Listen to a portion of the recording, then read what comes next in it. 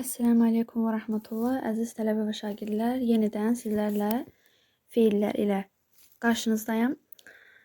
Bugün yenidən sizlərlə 10 fiil sizlərə təqdim edəcəm. Birinci fiilimiz give. Give vermək deməkdir. For example, məsələn, could you give me your phone?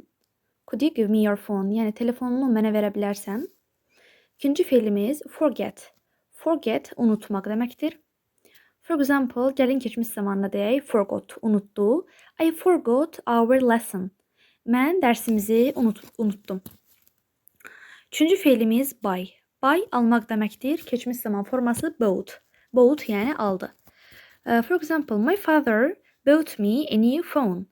Mənim atam mənə yeni telefon aldı. Dördüncü fiilimiz explain. Explain izah etmək deməkdir. Can you explain these words meaning? Please. Yəni bu sözün, zəhmət olmasa bu sözün mənasını izah edə bilərsiniz. Beşinci fiilimiz read. Read oxumaq deməkdir. For example, read a book, kitab oxumaq, read a newspaper, qəzet oxumaq. I like reading books. Mən kitablar oxumağı xoşlayıram, sevirəm. Altıncı fiilimiz wait. Wait gözləmək. Wait me, I will come soon. Məni gözlə, tezliklə gələcəm. See görmək, keçmiş zaman forması saw, gördü. I want to see your picture. I want to see your picture. Yəni sənin şəklini görmək istəyirəm. 8-ci fiilimiz need. Need ehtiyacı olmaq deməkdir. For example, I need a pen. Sadə bir cümlə. I need a pen. Mənim qələmə ehtiyacım var. 9-cu fiilimiz make. Make düzəltmək. Complex object qaydasında, yəni mürəkkəb tamamlıq qaydasında make bir mənası vadar etmək deməkdir. Düzəltmək bir mənası vadar etmək.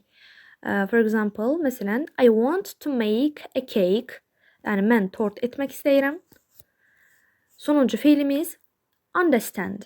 Understand başa düşmək, anlamaq, fəhm etmək deməkdir. Do you understand me? Məni anlayırsan, yəni başa düşürsən. Belə əziz tələbələr, inşallah növbəti videoda yenidən sizlərlə feillər ilə qarşınızda olacağım və inşallah unutmamışam. Facts and Figures kitabından dərslərə davam edəcəm inşallah. Esselamu Aleyküm və Rahmetullah.